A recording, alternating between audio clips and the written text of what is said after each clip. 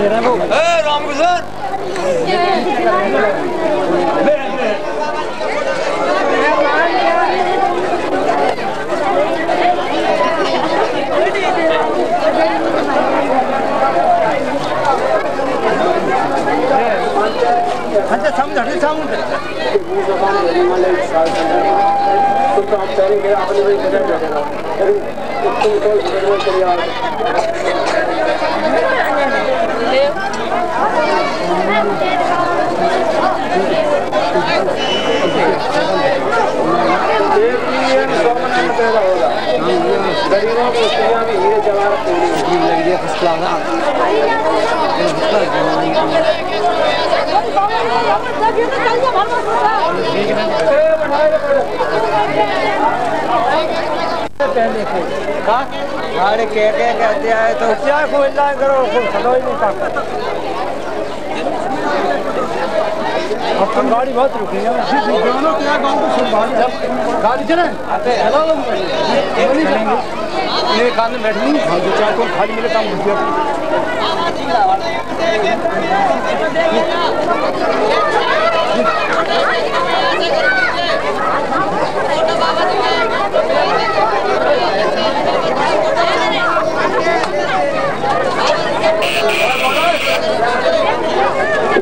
मोड़ा हिलाने को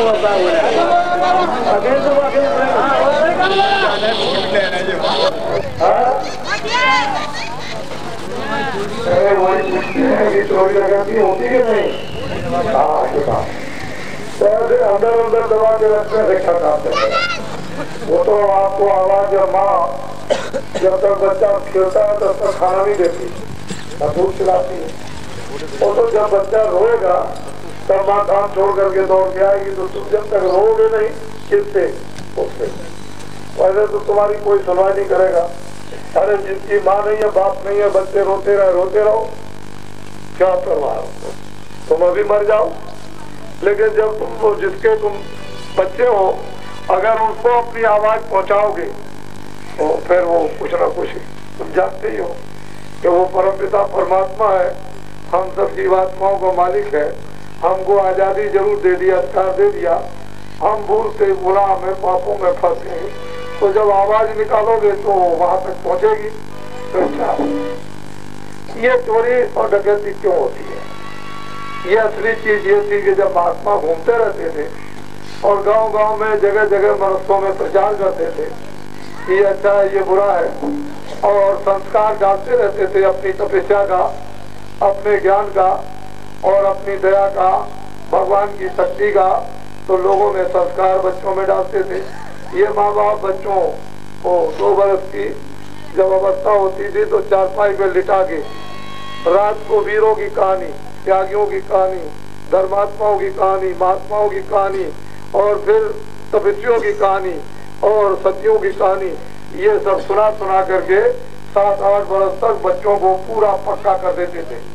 बिना पढ़ाई लिखाई के सारा इतिहास अपने देश का, सतयुग का और त्रेता का, द्वापर का मालूम हो जाता था। और फिर बच्चे, उनके झूठ बोलने की जरूरत क्या है? झूठ क्यों बोला जाता? ये सब किस्से कहानियों में समझा दिया जाता था। और फिर बच्चे बड़े अच्छे। तो बच्चा क्यों चोरी करेगा, क्यों झूठ बोलेगा, क्यों धोखा देगा? फिर यही बच्चे बड़े होनहार बनते थे। माँ बाप की सेवा करना, बड़ों की इज्जत करना, उनकी भी सेवा करना। और फिर ये बच्चे आशीर्वाद बड़े बुजुर्गों से, अध्यापकों से, माता पिता का, कभी गुरुजन कभी महात्मा आ गए, सबका आशीर्वाद लेते रहे। जो तुम्हारी श्वास निकलेगी उस पर शरीर की रक्षा के लिए तुमको मिलता जाएगा। लेकिन आपने अपने पर भी विश्वास नहीं किया, भगवान पर और महात्माओं पर विश्वास नहीं, रामायण गीता पर नहीं। तो पेट के लिए ये पंछी, इनके पास में कोई खेती है, कोई दुकान है इनके पास में, ये पेड़ों पर नंगे बैठे उड़ेंगे, कहीं न कहीं जमीन पर बैठ के दाना चुन लेंगे और फिर बैठ जाएंगे आकर। उन्होंने तो कभी कोई कारखाना नहीं खोला। तुम जमा करते करते अभी तक थके नहीं हो, और तुमने देखा नहीं कि कितने लोग छोड़ के जा रहे, और तुम उनको क्या करते हो? फूंक देते हो, कुछ भी नहीं ले जाते हैं। तो तुम ये क्यों नहीं समझते हो कि इनकी भी तो किस्मत बनी है जो अपने कर्म का फल भोग रहे हैं। ये ठीक था, उनको मनु शरीर मिला था, उन्होंने गलती की, उनको पंछी में बंद कर दिया, उनको जानवर में बंद कर दिया, उनको सांप और बिल्ली में बंद कर दिया, अपने कर्मों का भोग भोगते हैं। लेकिन प्रारब्ध उनकी वहां भी है। हमको अपनी प्रारब्ध और आगे नया काम, नया कर्म करना चाहिए। मनु शरीर पाकर कि ये शरीर जब छोड़ेंगे और किसी शरीर में जब जाएंगे तो वहाँ तो कम से कम सामान इकट्ठा रखें कि हमको फिर शरीर की रक्षा के लिए हमको मिल जाए।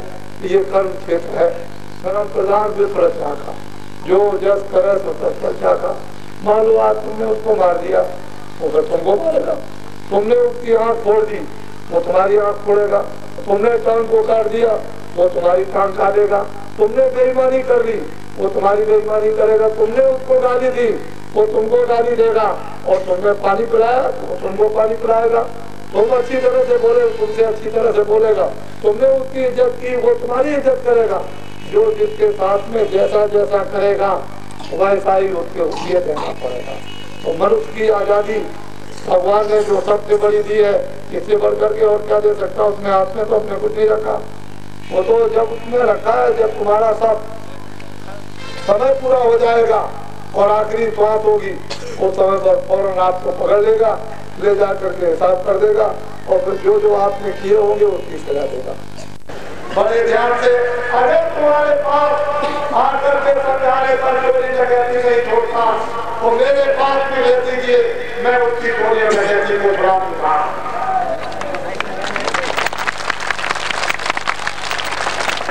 कुछ मेहनत आपको करनी है, कुछ मेहनत हमको करनी है, लेकिन आप नहीं जानते हो कि इंसान के मारने की कितनी बड़ी सख्त सजा उसके दरबार में रख चुकी है।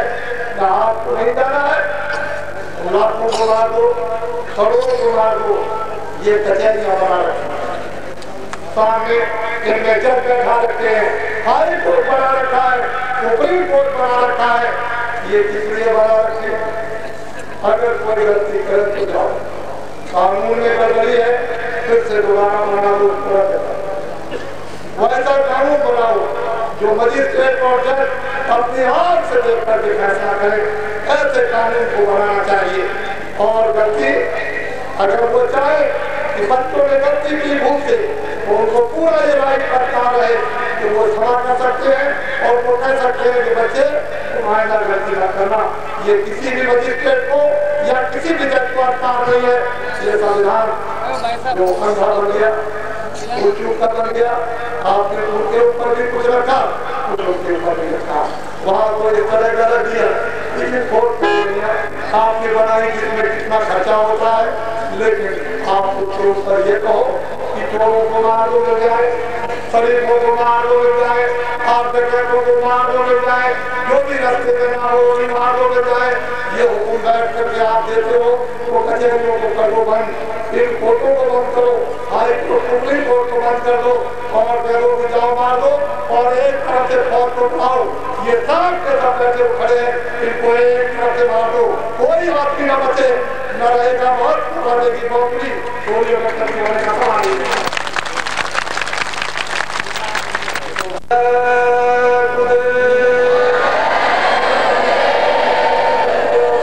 इतना जोर से बोलना कि भगवान के दरवाजे तक तुम्हारी आवाज पहुंच जाए।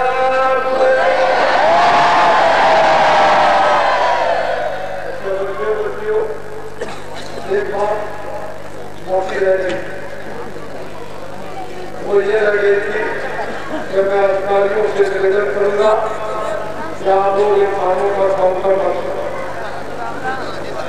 चोर डकैतों को मारो मारो, मुझे मौका दे दो, मैं अभी बिल्कुल बजाय देता हूँ। अगर तुमसे हो सकता हो तो तुम उनको मेरे पास दे दो, नहीं तो थोड़ा मुझको और मौका दे दो। मैं देखो कितना काम किए देता हूँ देश के अंदर, अपने आप लोग चोरी छोड़ देंगे, अपने आप मतलब जगती छोड़ देंगे।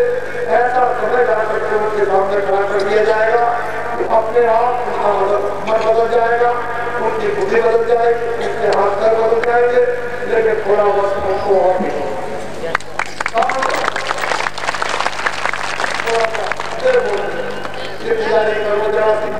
ये सब शांत हो जाएंगे, ये सब स्थिति हो जाएंगे, और जो कुछ बनी है वो सब आपके सामने मालूम हो जाएगी। विवेक विचार ये कभी को आप मेरे कहने से उनको माफ करो, और अगर माफ तुमने कर दिया अपने बच्चों की तरह से, तो मैं ये समझूंगा कि आपने अपने बच्चों को माफ कर दिया तो देश बन जाएगा और समाज बन जाएगा और परिवार बन जाएगा। लोग किसान और मनुष्य की जिंदगी बसर करेंगे, गुजारा करेंगे। अगर कहीं सहयोग बन गया, इनको रास्ता मिल गया तो भगवान का भजन करेंगे, आत्मा को जगा देंगे और धर्म को काम करके यही चिंता करती जिनको आप लोग कहते हो, जिनको आप जगत कहते हो, ये सरकार शक्ति हो सकते हैं। इसलिए ये बताओ अपने बच्चों को बच्चे बच्चियों